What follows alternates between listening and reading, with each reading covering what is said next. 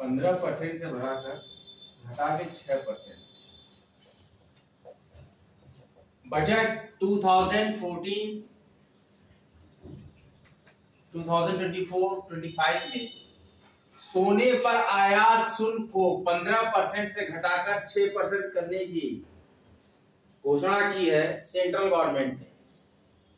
Sovereign gold bond, कौन सा bond? Sovereign gold bond के भविष्य पर अपने निर्णय को अंतिम रूप देना चाहती है सरकार। सॉवरेन गोल्ड बॉन्ड लॉन्च की गई थी 2015 में एसजीबी लॉन्च की गई थी कि भौतिक स्वर्ण की मांग कम हो जाए। क्या था इसका मोटो, एम क्या था? कि भौतिक स्वर्ण जो हम सोना जाके खरीदते थे, हाथ में ले आते थे खरीद के, तो भौतिक स्वर्ण की मांग को कम करना। इतने हमारे पास रिसोर्सेज नहीं है, इतने हमारे पास कोर्स नहीं है, ये जो महंगे हमारे एक्सपेंसिव ऑर्नामेंट्स हैं, इनके इतने ज्यादा सोर्स हमारे पास नेचर में नहीं है, इसलिए हम इसको बॉन्ड के रूप में ला रहे हैं, सॉवरेन गोल्ड बॉन्ड एसजीबी। तो हमारा ये टारगेट था सेंट्रल गवर्नमेंट का कि भौतिक स्वर्ण की मांग को कम कर दें। घरेलू बचत और घरेलू बचत के एक भाग को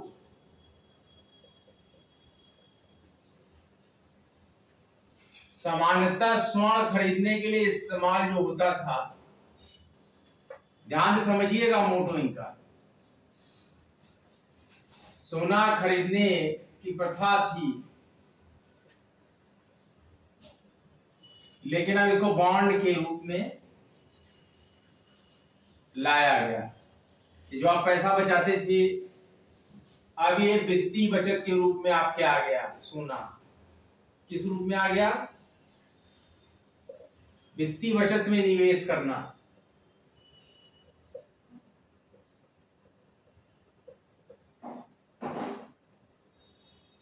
इसलिए प्रोत्साहन दिया सेंट्रल गवर्नमेंट ने। एम क्या था कि वित्तीय बचत हमारी बढ़े।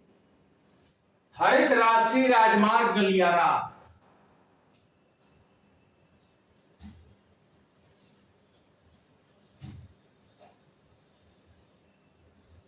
कॉरिडोर जिसको आप बोलते हैं, हरित राष्ट्रीय राजमार्ग गलियारा परियोजना, ग्रीन एनएच कॉरिडोर प्रोजेक्ट। विश्व बैंक ने भारत सरकार के साथ साथ विश्व बैंक ने हिमाचल प्रदेश, राजस्थान, यूपी,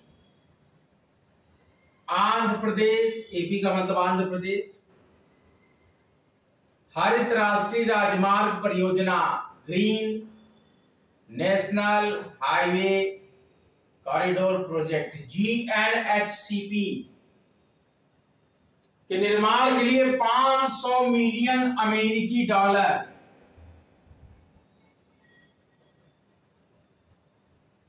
500 मिलियन अमेरिकी डॉलर की ऋण सहायता, 500 मिलियन अमेरिकी डॉलर की ऋण सहायता के समझौते पर हस्ताक्षर भारत सरकार के साथ।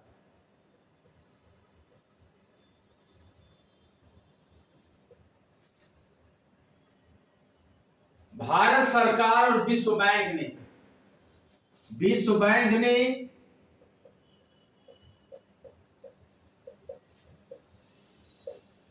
भारत सरकार एवं विश्व बैंक ने हिमाचल प्रदेश, राजस्थान, यूपी, आंध्र प्रदेश के साथ GNHCP का 500 मिलियन अमेरिकी डॉलर ऋण सहायता के समझौते पर हस्ताक्षर किया। हरित राष्ट्रीय राजमार्ग गलियारा परियोजना।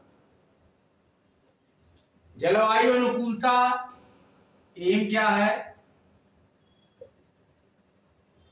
जलवायु अनुकूलता व हरित प्रौद्योगिकियों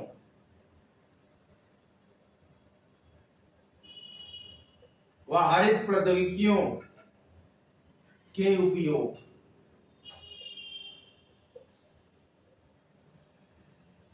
को ध्यान में रखते हुए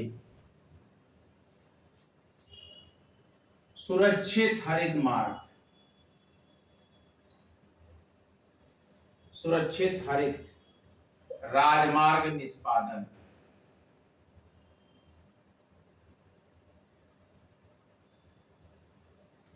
सीमेंट उपचारित सब बेस, क्या करना है इसमें, सीमेंट उपचारित सब बेस, एक बेस होता है उसका सहायक होता है। डामर फुटपाथ, डामर फुटपाथ, इनका उपयोग करके प्राकृतिक संसाधनों का संरक्षण,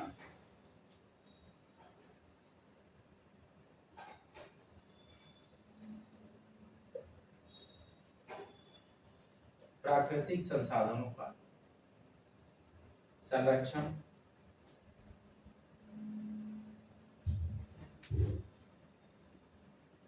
स्थानीय, ये सब इसके एम है। हरित गलियारा प्रोजेक्ट जो GNSCP है, हरित राष्ट्रीय राजमार्ग गलियारा परियोजना, हरित राष्ट्रीय राजमार्ग गलियारा परियोजना, इसका जो एम है दूसरा स्थानीय सामग्री, जो हमारा जहां पे काम हो रहा है, फॉर एग्जाम्पल चूना फ्लाई एश,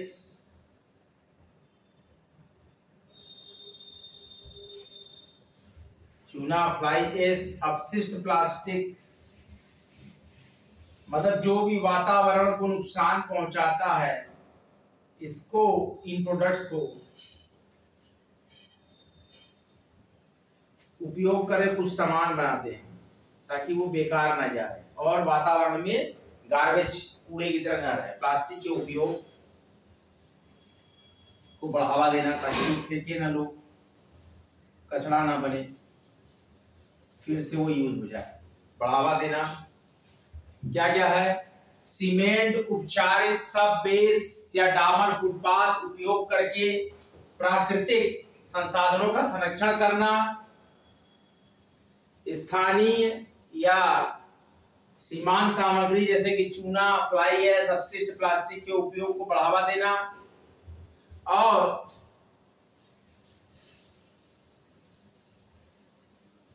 ढलान संरक्षण के लिए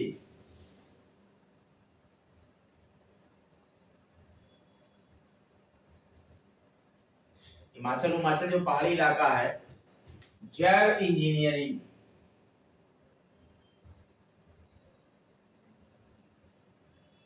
ढलान संरक्षण के लिए जैव इंजीनियरिंग उपायों का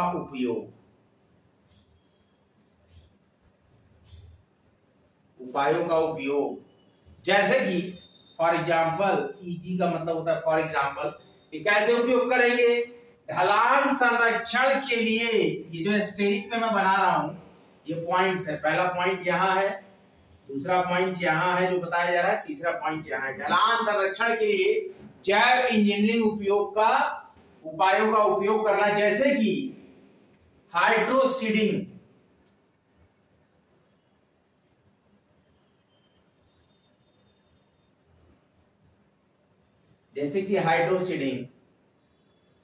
वनस्पति के साथ शॉर्टक्रिट, वनस्पति के साथ शॉर्टक्रिट, क्रिब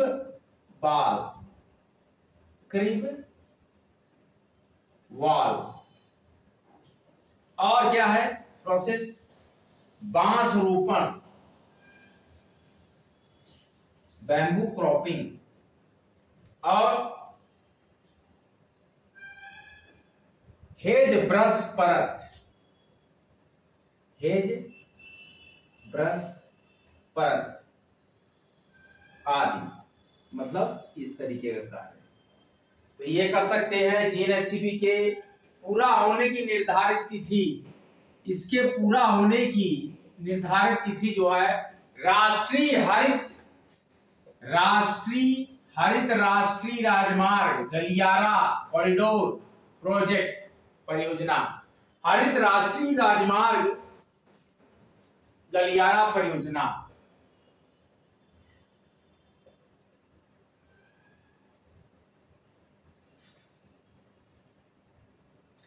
पूरा होने की निर्धारित तिथि मई 2026, पूरा होगा मई 2026 में। जीएनएचसीपी के 3 घटक,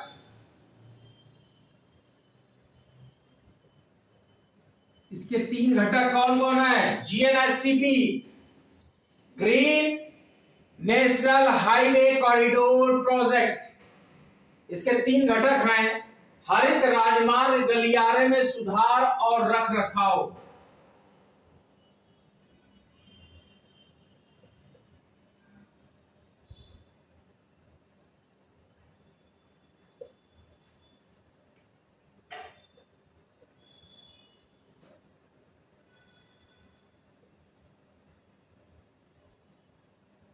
दूसरा है संस्थागत क्षमता में वृद्धि,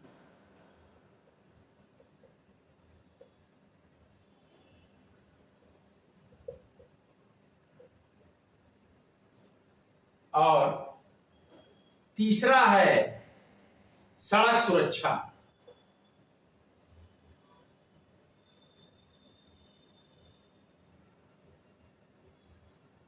ध्यान दीजिए बच्चों, हरित राजमार्ग गलियारे में सुधार और रखरखाव, पहला ये है इनके घटक। 3 कंपोनेंट्स हैं, 3 कंपोनेंट्स हैं इनके, कौन कौन से हैं? हरित राजमार्ग गलियारे में सुधार और रखरखाव। दूसरा कंपोनेंट है संस्थागत क्षमता में वृद्धि, और तीसरा कंपोनेंट है सड़क सुरक्षा। ये था green national highway corridor project. अब है राष्ट्रीय प्रशिक्षुता और प्रशिक्षण योजना। राष्ट्रीय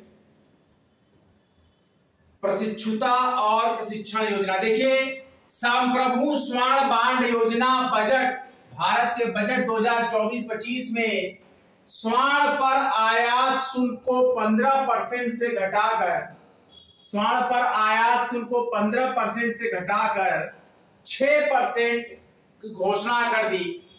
और सॉवरेन गोल्ड बॉन्ड योजना आई थी 2015 में, जिसका हमारे पास एम है, क्यों हमने लाई? सॉवरेन गोल्ड बॉन्ड योजना का एम क्या है आने का? इनका एम है कि भौतिक स्वर्ण की मांग को कम करना एवं घरेलू बचत के एक भाग को सामान्यतः स्वर्ण खरीदने के लिए उपयोग किया जाता रहा। तो वित्तीय बचत में निवेश करने के लिए लोगों को प्रोत्साहित करना था। ये था सॉवरेन गोल्ड बॉन्ड योजना। हरित राष्ट्रीय राजमार्ग गलियारा योजना जीएनएचसीपी कहती है कि भारत सरकार और विश्व बैंक ने हिमाचल प्रदेश, राजस्थान, उत्तर प्रदेश, आंध्र प्रदेश के साथ मिलके इसको दिया 500 मिलियन अमेरिकी डॉलर की ऋण सहायता के समझौते पर हस्ताक्षर किए, और इनके उपयोग को ध्यान में रखते हुए जलवायु अनुकूलता, हरित औद्योगिकियों के उपयोग का ध्यान रखते हुए सुरक्षित हरित राजमार्ग निष्पादन योजना। इसके 3 मुख्य पॉइंट थे कि सीमेंट उपचारित सब बेस या डामर फुटपाथ उपयोग करके प्राकृतिक संसाधनों का संरक्षण किया जाए एवं स्थानीय सामग्री जैसे कि चूना, फ्लाई ऐश, अपशिष्ट प्लास्टिक के उपयोग को बढ़ावा दिया जाए और ढलान संरक्षण के लिए जैव इंजीनियरिंग उपायों का उपयोग जैसे कि हाइड्रोसीडिंग वनस्पति के साथ शॉर्ट क्रीट क्रीप वॉल और बांस रोपण, हेज ब्रश परत इत्यादि की व्यवस्था की जाए। और जीएनएचसीपी के 3 घटक हैं हरित राजमार्ग गलियारे में सुधार और रखरखाव, संस्थागत क्षमता में वृद्धि और सड़क सुरक्षा। ये 3 में इनके घटक थे, कंपोनेंट। आइए अब अगला योजना पढ़ते हैं, राष्ट्रीय प्रशिक्षुता और प्रशिक्षण योजना। कौन सी योजना है?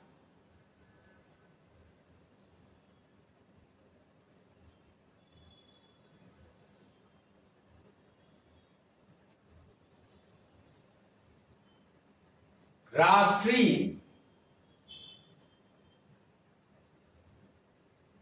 प्रशिक्षुता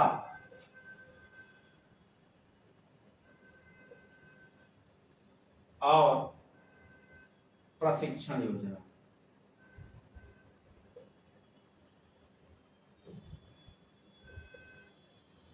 राष्ट्रीय प्रशिक्षुता और प्रशिक्षण योजना केंद्रीय शिक्षा मंत्री धर्मेंद्र प्रधान ने राष्ट्रीय प्रशिक्षुता प्रशिक्षण योजना NATS 2.0, NATS का मतलब है राष्ट्रीय प्रशिक्षुता और प्रशिक्षण योजना 2.0 पोर्टल लॉन्च किया है।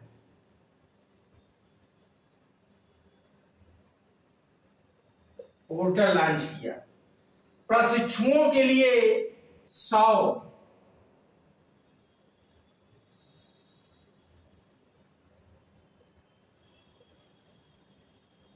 करोड़ रुपए के प्रशिक्षुओं के लिए 100 करोड़ रुपए के वजीफे की घोषणा की। स्कॉलरशिप घोषणा की। ये प्रशिक्षु होंगे आईटी से ITES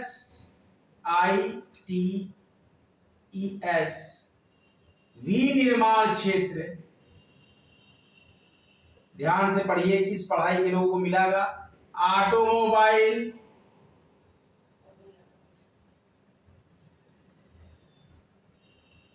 आदि जैसे विभिन्न क्षेत्रों में प्रशिक्षण प्राप्त कर रहे हैं। ये पहल युवाओं के कौशल और रोजगार पर, युवा के कौशल व रोजगार पर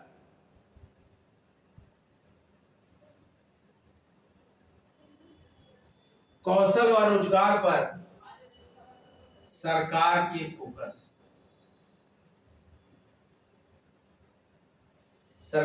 फोकस के अनुरूप है। NATS 2.0 पोर्टल को अप्रेंटिसशिप प्रक्रिया को आसान बनाने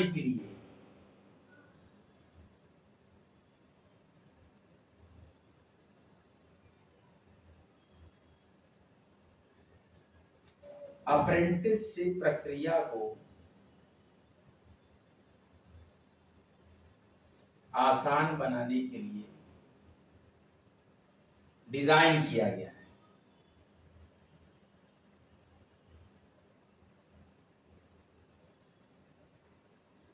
ये प्रोजेक्ट है। ये अप्रेंटिसशिप की तलाश कर रहे लोगों को पंजीकरण करने और अवसर यानी रजिस्ट्रेशन करने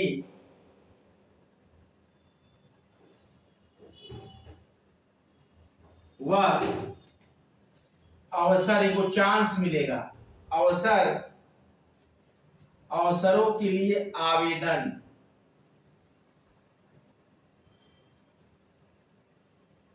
करने की सुविधा देता है कि आप अप्रेंटिसशिप कर लीजिए, कुछ पैसा भी मिलता है अप्रेंटिसशिप में, स्टाइपेंड, या उद्योगों को नौकरी के अवसरों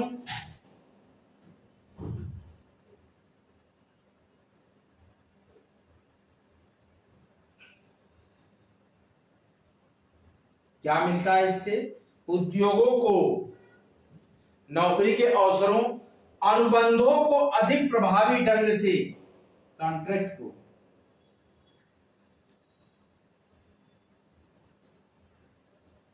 ज्यादा प्रभावी ढंग से प्रबंधित करने में मदद करता है। इसका क्या करता है? मैनेजमेंट करता है, सीधा सीधा समझ लीजिए। अनुबंधों को, कॉन्ट्रैक्ट को प्रभावी ढंग से प्रबंधित करने में, मैनेज करने में मदद करता है। अब हमारा है समिति और सम्मेलन। ये टॉपिक हमारा था योजना परियोजना। अब हमारा अगला टॉपिक हम शुरू करने जा रहे हैं समिति व सम्मेलन। कौन कौन से सम्मिलित हुए? आपका एग्जाम यूपीपीसीएस का 27 अक्टूबर को है, तो चल के तैयारी कीजिए। भारत जापान 2+2 शिखर सम्मेलन। अभी हाल में ही भारत की राजधानी नई दिल्ली में भारत और जापान के बीच तीसरी 2+2 विदेश और रक्षा मंत्री स्तरीय बैठक का आयोजन किया गया है। इस बैठक के दौरान भारत के विदेश मंत्री एस जयशंकर और भारत के रक्षा मंत्री राजनाथ सिंह ने अपनी जापानी समकक्षों कामिकावा योको, जो कि वहां के विदेश मंत्री हैं, और किहारा मोनुरो, जो कि वहां की रक्षा मंत्री हैं, उनसे वार्तालाप की। भारत और जापान 2+2 बैठक की मुख्य बातों में स्वतंत्र हिंद प्रशांत क्षेत्र, क्या वार्ता हुई? स्वतंत्र हिंद प्रशांत क्षेत्र, जो महासागर के क्षेत्र है, स्वतंत्र हिंद प्रशांत क्षेत्र। दोनों देशों ने स्वतंत्र, खुले और नियम आधारित हिंद प्रशांत के प्रति अपनी प्रतिबद्धता पर जोर दिया। भारत और जापान ने और मंत्रियों ने दक्षिण पूर्व एशियाई देशों के संगठन आसियान की एकता और केंद्रीयता का समर्थन किया और हिंद प्रशांत पर आसियान दृष्टिकोण AOIP का समर्थन किया। AOIP का समर्थन किया किसने? भारत और जापान ने। 2+2 शिखर सम्मेलन, ध्यान दीजिए आप लोग, कौन सा शिखर सम्मेलन है? 2+2 शिखर सम्मेलन। दूसरी बात हुई रक्षा और सुरक्षा सहयोग। कौन सी बात हुई? रक्षा व सुरक्षा सहयोग, ये समिति और सम्मेलन में है। रक्षा और सुरक्षा सहयोग, दोनों देश के मंत्रियों ने रक्षा सहयोग को अपनी विशेष रणनीतिक और वैश्विक साझेदारी के एक स्तंभ के रूप में मान्यता दी। वीर